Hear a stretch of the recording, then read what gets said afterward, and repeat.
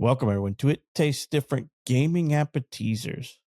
Tonight, we're going to talk about not so great news for the gaming industry as a whole. Maybe not for game developers, but for the hardware that we run our games on. If you've been under a rock for the last, few months, you may not have heard that memory has skyrocketed. There's been rumors about Xbox going to increase their price of console again because of this. The whole new Steam PC that's going to be coming out, that's probably going to increase. But memory has more than quadrupled in price in some cases. So we're going to talk about that. So the RAM, and one of the things we're going to talk about specifically is the RAM crisis is just getting started, and Micron has decided to pull out of the consumer memory market. So if you don't know who Micron is, they make Crucial memory. So let me whip out this article. You can see this article from PC Gamer talks about Crucial basically pulling out of the consumer market, and it's citing because it wants to supply nothing but AI data centers, which is just easy for them to handle because they don't have to deal with this snotty consumers making things difficult for them, right? So essentially, you will no longer be able to get DDR for your PC starting in February of 2026. They're citing a surge in demand for memory and storage driven by AI centers. Micron announced on Wednesday that it's made the difficult decision to exit the Crucial consumer business in order to improve supply and support for its larger strategic customers in faster growing segments, which means you don't pay enough, we're going somewhere else. In other words, sorry, PC gamers, but you're no longer worth selling RAM to. The server farm next door just has way more cash to burn. So there's some other stuff in here talking about the skyrocketing price of memory.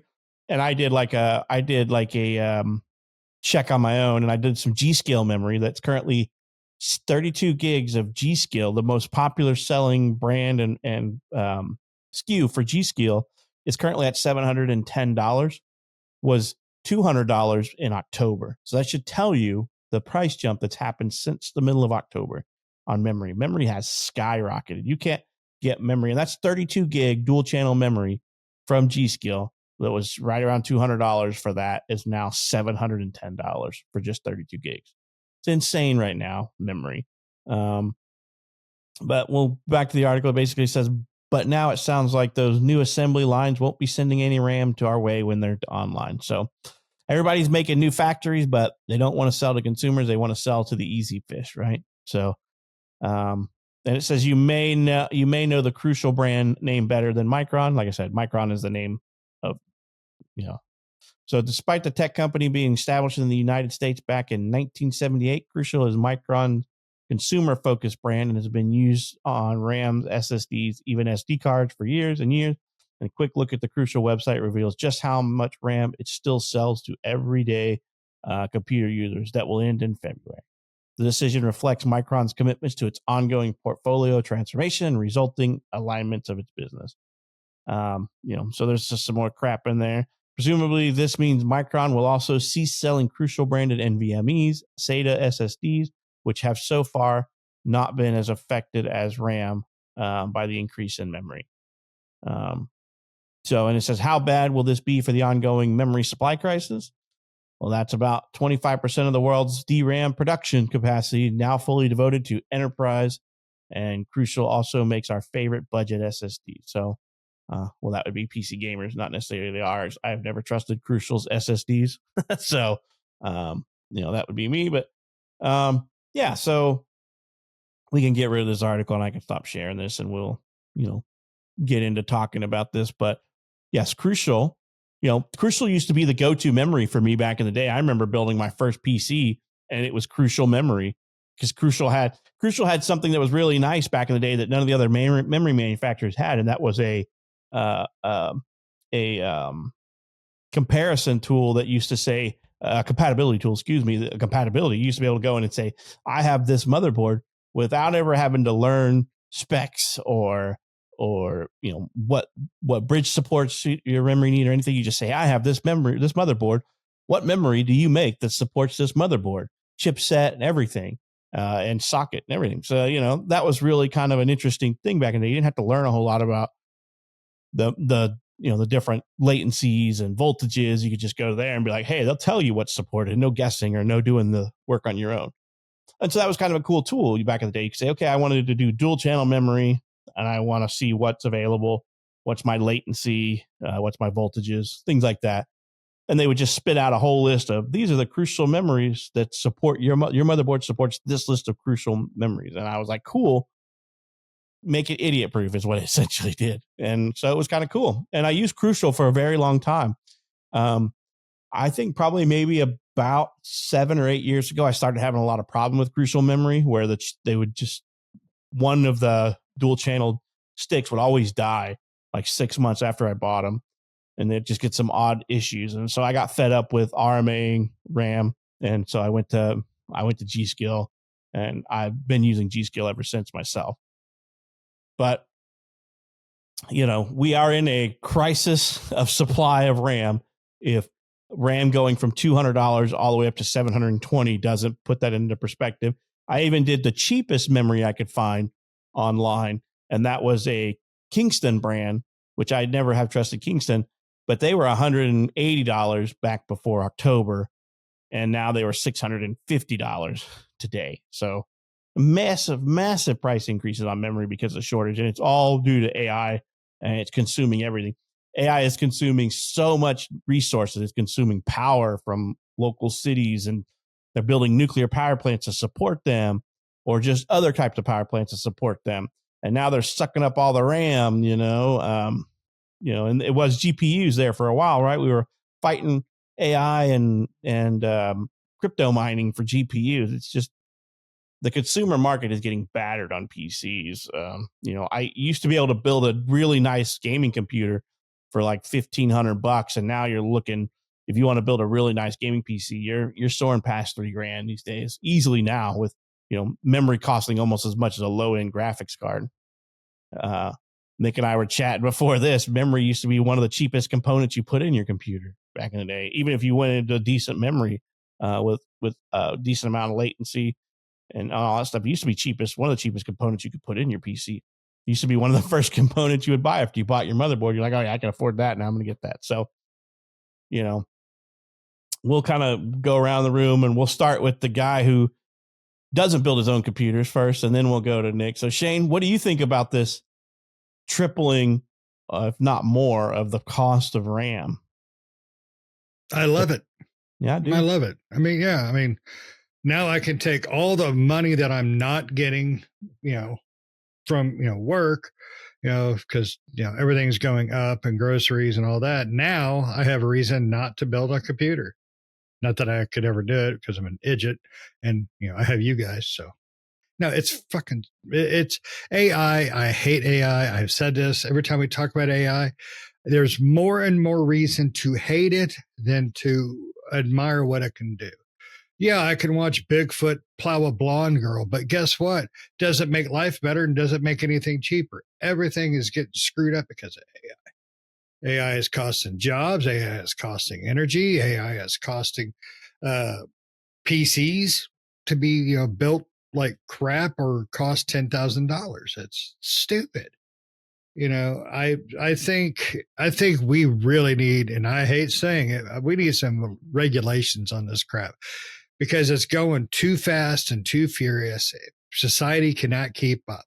Jobs are just going, to the wayside so fast before the AI companies even get the programs down. We were talking about Banana Fish, the anime put out by Amazon.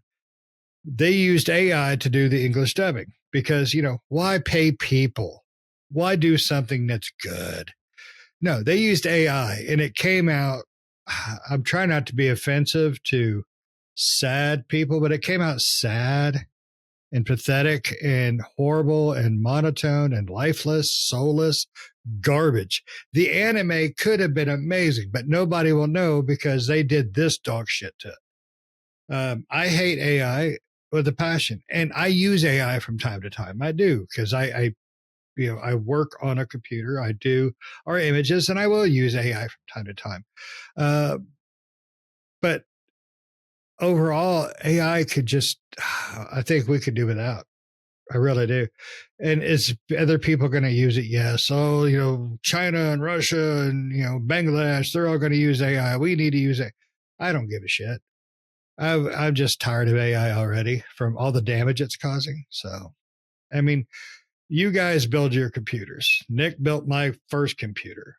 You know, it's never going to be remotely, prices will never go down from this point. As long as people purchase, it doesn't matter if you can keep stock up or not.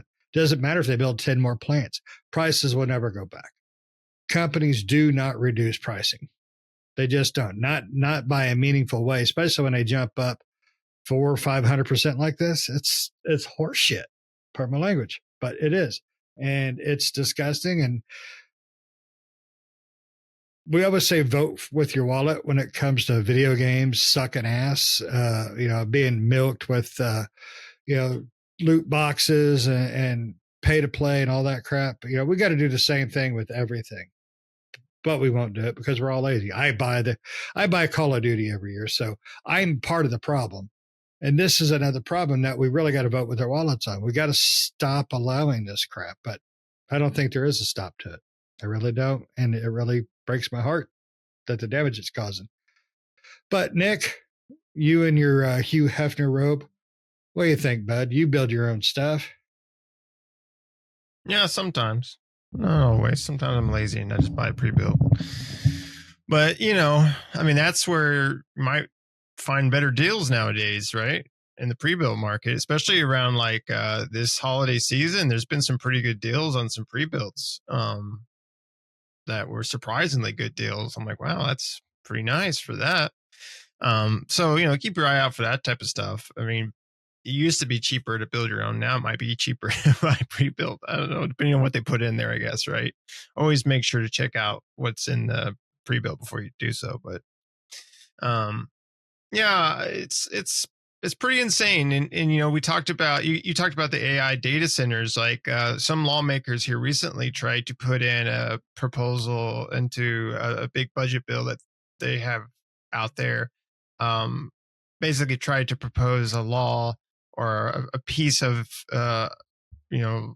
regulation in there that says that basically no states, what they were trying to do is say that no state would be allowed to regulate AI for several years. Now, fortunately, that got overturned, right? And it got taken out. But that just shows you that lawmakers and tech companies are definitely trying to keep AI unregulated, right? And then those data centers are tearing up the environment, as well as the people that live in those regions where the data centers are being built, with higher energy costs for those that live in the area and stuff like that, and just taking a lot of resources from the people that live in those areas and destroying the environment and things like that. Like it's just overall bad. And like Crucial, unfortunately, I don't see when you was talking before, Pat, about the thing that Crucial did back in the day, I knew exactly what you're talking about with the compatibility thing. I was like, yeah, the compatibility thing, because that was cool, because you could just go there and see what you needed. But I suspect that we'll probably see a couple other brands go this route. Maybe not G-Skill and stuff like that, but like maybe Kingston, maybe some of the maybe some of the other brands out there might go this route. I don't know if Corsair would do that with their RAM or not, but you'll definitely see that, I think, with at least a couple more brands probably go that route, right? But in the Crucial route, did you say in the article that they're going to stop selling their other parts as well, like their SSDs and stuff? Is that what they said? It was mentioned that they don't know what they're going to do with those markets. Yeah. Like I said, presumably this means Micron will also cease selling Crucial branded. So the Crucial branded NVMe's, SATA SSDs. What other brands does Micron own? Or is it just Crucial? I don't know if they own others or not. The only thing when they said Micron, I'm like, oh yeah, that is the name you see on the Crucial memory. I always forget that they're the owner. Yeah. You don't really think about it. You just think of Crucial. Right. Yeah, I don't think of Micron when I think of memory. I think of Crucial, right? Yeah, but I mean, like, that would be crazy if they decided to stop selling everything. As I can understand them taking their RAM and going towards more of the enterprise, direction with it, which is what they're doing. But to take their SSDs and anything else that they create and make that also, either stop selling that or just go enterprise with that as well, right? Completely. I don't know. I don't know how well their sales are on those with those particular parts either. Right. I don't think it's that well, right? Because in my opinion, they're not even top 3 on those markets. Right. When you think of like NVMEs, you're thinking Western Digital or Samsung or Seagate or Seagate. Seagate Yeah. not as much anymore, but SSDs, those were Right. not necessarily NVMEs, but I think Western Digital, I believe, makes like the best rated wise, like the best SSD on the market currently. I think they're tied up there with ratings. Samsung, because Samsung's put out some really nice ones, but Yeah, I forgot about. I think they're the Black Crucial Label. one. The Western Digital's Black Label. Labels. Yeah.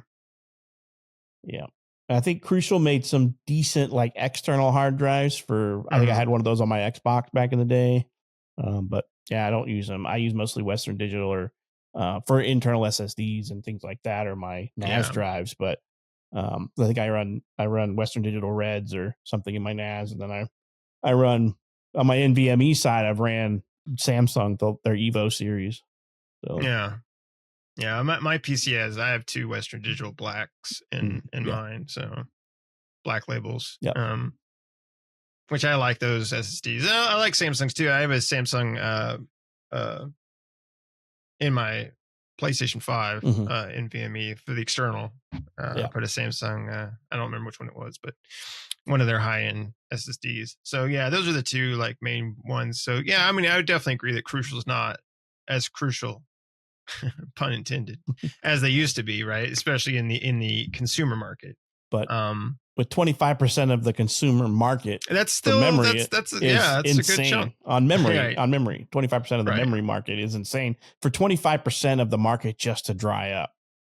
For consumers, which is just gonna make it to where RAM is incredibly expensive, right? Which is what's happening, and of course, this is not just because of Crucial leaving the market. There's a lot of other factors, but that's also going to cause other RAM manufacturers to reconsider how they're approaching things, and the cost of all peripherals potentially could go up, right? Not just RAM. Right now, we don't see SSDs and power supplies and motherboards and processors, doing a price spike at the moment, but that could lead to that, along with other things increasing in price, right? To where it's unaffordable, which makes me worry about also like the next PlayStation, if we're going to go back to gaming, the next Xbox, the Steam machines that are coming out next year, right? I mean, hopefully with Steam, maybe they already got a contract in place before all this happened, where they purchased all the parts and everything, at least for the initial run. I don't know what's going to happen after the initial run, after they run out of parts, or however long the contract goes on for. But I don't know about PlayStation and Xbox if they've got, how. I'm sure they could work out a deal with whoever they're getting their parts from, but still, it's going to increase the price of those products, and any products that come into market. Even you think about potentially phones in the future, right? Even cell phones, like anything that's got computer, laptop, anything that has memory, volatile memory, right? Right. So, I don't know. I mean, electronics might become. I mean, it's already a luxury item, but it might become a luxury item. I mean, even like, they doesn't have RAM in there, but I mean, like, like I said, if the prices of computer parts go up and electronic parts in general, right, then you're looking at even cars, right? Because all cars nowadays have chip modules and things like that inside of them. So you're looking at possible price increases with that. TVs. I mean, what I'm saying is like We start get it. here. The world is going to get sad. You start at RAM, and it's going to just like sync out to everything else. That's an electronic. That's why they call it RAM. You're going to feel it. Everyone's getting rammed. Everyone. Right. Yeah. It looks It's like got to start somewhere, right? Yeah. Yeah. When I was looking at the market, it looks like SK Hynix, they have 34 to 35% of the market. It looks like they primarily deal in IBM. Then Samsung is the next with 33 to 34%. And then Micron was third with 22 to 25%. Those are the top three. The next largest memory producer next to them is CXMT, and they only make 3.7% of the market share. Wow. So when you're losing a major player in the industry, which maybe that means that some smaller startups will come up or whatever, but Bob's RAM. Yeah. So I mean 64. I mean, and on the NAND, the flash market, which is like your other thing, it's Samsung, SK Hynix, Kioxia, then ScanDisk, which is Western Digital, and then Micron. So Micron's not that big in the NAND, the flash NAND market, but on the DRAM market, they're top three. They're in the third position. So which they'll stay there, but those are they're completely dipping out of the consumer market. Like I said, everything's going to sucks for the consumer market, Yeah. Yeah. I mean, and if that, because, I've never paid attention to what memory manufacturer makes memory for these. It's probably, that SK Hinks or whatever makes, I don't know. I never looked at the memory on these phones because it's usually memory has always kind of been an afterthought. It's like, hey, when you're building a gaming machine, you're like, okay, you need to pay attention to your cache latencies, your onboard cache, things like that. But it's never been like a primary factor. It can be a bottleneck in your system, but you're often not going, spending hours researching memory. You're usually like, okay, I know the brands I like. I just need to make sure that I stick with the CL latencies and voltages that I need, and that's it. But like motherboard, I'll spend days researching motherboards when I'm ready to build a new PC and go, okay, what features do I really want? What socket do I want to adopt? Do I want to try to be bleeding edge on the socket, or am I okay with last gen? And then processor, you're like, all right, which generation processor do I want? So it's an interesting time, and interesting in a bad way, not a good way. So it's a lot of volatility into the market everywhere. Everybody's competing for resources. Competition is usually good, but when you're competing for resources, that's bad. Right. Because it's basically when you're competing for resources, he who has the most money or leverage wins, right? And the consumer will never win in that aspect because, unless that's your entire market. But like Shane had mentioned, the energy market, if you're in a area that's feeding a data center power, your rates are probably going to go up because that utility now has a strain on their utility that they're offering you because that data center is sucking up all availability. And they're like, hey, we need to build a new power plant. Who's going to foot the bill for that? Not them. Everybody else is. So, and in some states, the utilities are not great to begin with, right? And ours is horrible around here. Yeah. Yeah, and usually utilities are city, state, or private enterprise, and there's no competition with them. It's like you have a single offering for utilities, right? But it's just such a market that you really can't have two competing power plants operating, right? It's bad deal because it's just going to create more volatility into the market. And like I said, not to mention the global geopolitical stuff that we don't really get into on this channel. But it's like getting the materials to make the chips and then buying for those resources just makes things a lot more difficult. So just be prepared for all your devices to add about $400 more to the cost of it so they can afford to put I mean, to me, 32 gigs is kind of like the starting point anymore for memory you put in like a PC. Anymore, yeah. And that's low end. So you're going from spending what used to be $200 to $700 for memory. I mean, if you're gaming, right? Yeah. Like if you're not gaming, then even if you're content creating or doing graphic design or engineering, we definitely need more than that. But if you're just like web browsing and emailing, then if you just buy yourself a Chromebook or something at that point. Usually, right? That's true. Yeah. But I use Photoshop at home. Me too. My gaming at work, I use AutoCAD, Revit, all this other crap. I need some strength, Yep. and All that stuff loaded into memory. You need it. yeah, It's Lots of memory. So yeah, 32 gigs is shizzle. the starting point in these days for PCs, and consoles are kind of getting there. I can't remember. Did the Xbox have 16 gigs? I can't remember. I think they had 16 in there. Yeah, I think the Xbox and PlayStation may have had 16 gigs of DRAM. So, it is what it is in this aspect. It's unfortunately just going to be the cost of everything is going to go up. And I was talking to these guys before. I'm like, I was looking at upgrading my motherboard because my motherboard socket is no longer, they no longer make current gen processors for that socket. So I'm like, well, I need to upgrade my board as the next step, get a board and a CPU. And I typically buy board, CPU, and memory at the same time. But now it's like this memory costs as much as the main board does, or if not more. I mean, I typically go for mid upper range on main board. So it's about that cost. It's about $700-800.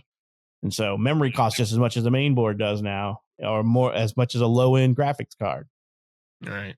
It's insane out there. So I won't be upgrading my PC anytime soon until the market gets a little bit.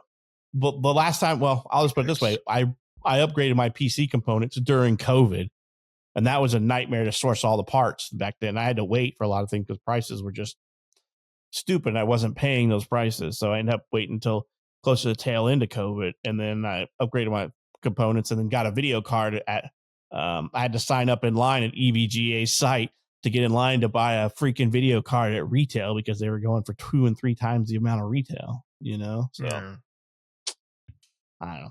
It's insane out there, guys. And this does not bode well for the next generation of console. Current gen too, it sounds like we're just going to get prices jacked up on Xboxes and PlayStations and maybe even the Switch too, if you're, Yeah, I mean, there was like murmuring or rumors going around that Xbox was going to increase the price again. The third time.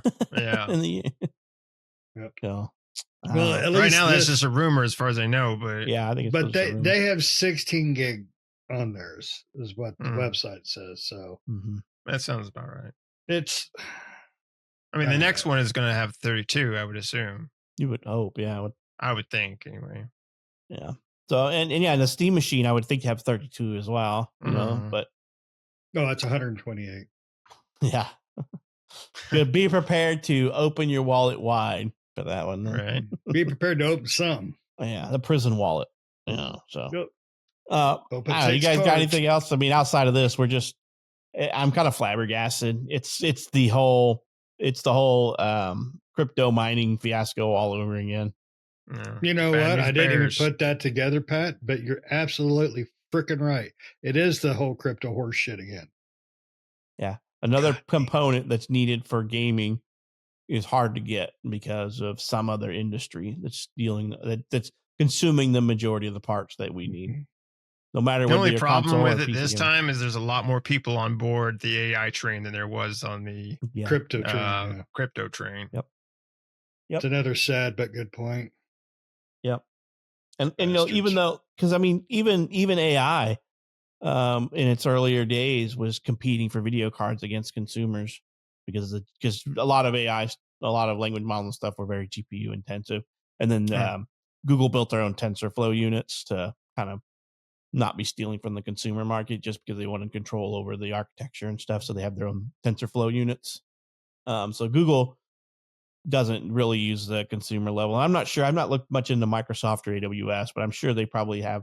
I don't know if they're using what grade of GPUs they're using or if they've got their own, but I'm only mainly focused around Google back in the days, and their TensorFlow kind of replaced buying all these like NVIDIA GPUs and stuff. So, but I did hear, I guess it was not too long ago, wasn't NVIDIA talking about some partnership with Microsoft Data Center, Azure or something for theirs, or maybe they even had a Google partnership. I remember hearing not too long ago. So I remember hearing something. I don't remember the details though. Yeah, I just remember seeing the president of NVIDIA out there talking about, their new partnership. And I'm just like, oh, great. More scarcity in the video game market for that. So be prepared. $3,000 will get you a baseline PC in the next few years. Not a good one. Nope. We're back to cost of a PC in the 80s being ridiculously expensive in the 70s and 80s. And don't forget, everything's got memory. Medical supplies. I went to Google something, and medical supplies are going to go up, which means medical costs are going to go up. So you all There's might a as well lot of just things nowadays, right? And like I said, it starts with memory, but then you're going to have other components and parts that are going to go up in price as well, not just because of scarcity or anything like that, but just because the price of RAM goes up. So they're like, cool, we can increase the price of it's these an as well, right? excuse. Yeah. So Yeah, it's disgusting. It's absolutely disgusting. So tell them to ram it up their ass. Yeah. I mean, everything's going to get to the point where it's unobtainable, right? The world's going to end up going vegan. It's going to be. Happen. It kind of reminds me a little bit of. Do you guys ever watch the movie Repo Man? Where I think so. It's like you rent organs. So when you have like you rent an organ that's a technological like pump or whatever, your heart goes out. That's what we're going to get down to. It's like, hey, you can't afford, this oxygen machine. You're going to rent it from us, or you can't afford to this insulin pump that you buy for those people with diabetes that have on their side. You can't afford to buy that outright anymore. You have to rent it from us every month. And if you don't rent it, we're going to come repossess it. And we don't care if you can't live without it. Right. That's ultimately what they want to do, right? Yeah. I mean, for everything. Well, they want everything to be cars. Everything is a subscription. Yes. Your life is a subscription rental model. Yep.